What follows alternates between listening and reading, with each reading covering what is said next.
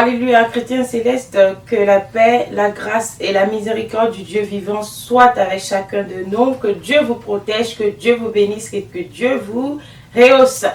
Au nom de Jésus-Christ, Amen, que la paix soit dans vos maisons. Aujourd'hui, nous allons parler du combat, la prière de combat et les petits secrets de la prière de combat. Bien-aimés, dans cette église, beaucoup sont habitués aux œuvres, mais ne savent pas que ce sont des œuvres,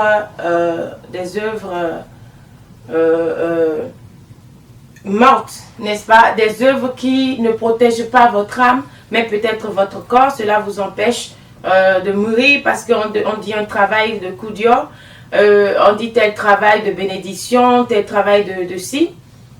Mais où placez-vous la foi dans tout ça? La foi est la ferme assurance de ce que nous espérons, la démonstration de ce que nous ne voyons pas. Et par la foi, vous devez prier, vous devez résister au diable. La prière de combat est une prière, beaucoup ne le savent pas le faire. D'autres pensent que non, il ne faut pas prier contre les ennemis.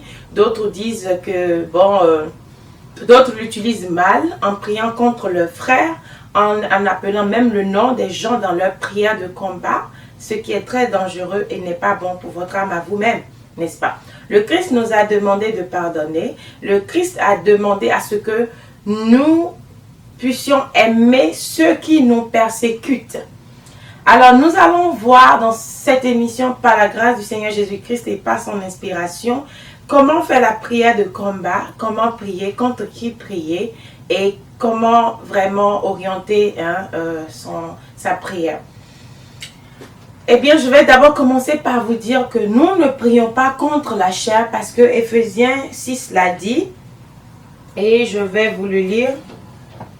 Éphésiens 6.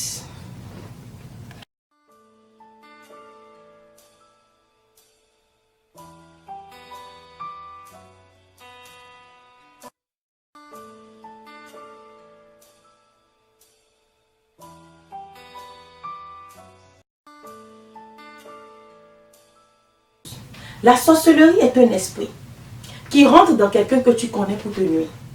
Maintenant, si c'est ton père, si c'est ta mère, n'aie jamais pitié de ces gens-là. Parce que dès que ton père devient sorcier, ce n'est plus ton père, mais c'est un sorcier. La sorcellerie ne connaît pas enfant. La sorcellerie ne connaît pas mari. D'abord, les sorciers, quand ils prennent la sorcellerie, la première personne qu'ils tuent, c'est ceux qu'ils aiment plus que tout le monde. Et c'est eux qu'ils tuent. Aujourd'hui, la sorcellerie ne tue.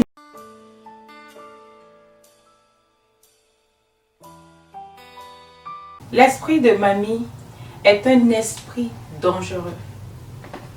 Voyons toujours ça comme étant un danger pour nous. Arrêtons de regarder cet esprit comme étant un esprit qui bénit ou encore comme un esprit gentil, doux, comme on a l'habitude de le voir dans les films, parce que ça ne l'est pas. Ça ne l'est pas et c'est très dangereux parce que c'est là pour détruire votre vie. C'est là pour détruire votre vie et ça empêche votre évolution spirituelle. Et beaucoup d'hommes aujourd'hui ont encore l'esprit de mamie en eux parce qu'ils ne sont pas encore perfectionnés. Ils ne sont pas encore auto-réalisés à l'intérieur d'eux-mêmes, faire d'eux un homme de Dieu. Ils sont encore des hommes charnels.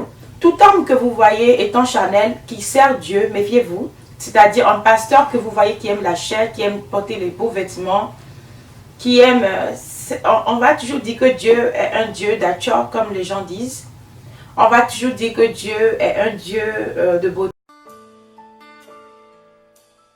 Je vous ai parlé de mamie, je ne vous ai pas parlé de Abikou. Abikou aussi c'est un esprit malin, qui est souvent dans les gens qui s'énervent très rapidement. Les gens qui sont souvent coléreux, qui s'énervent et qui cassent tout, ils s'énervent, maintenant ils cassent ici, ils cassent là-bas, ils cassent tout, c'est lui. L'esprit de Abikou par exemple, c'est un esprit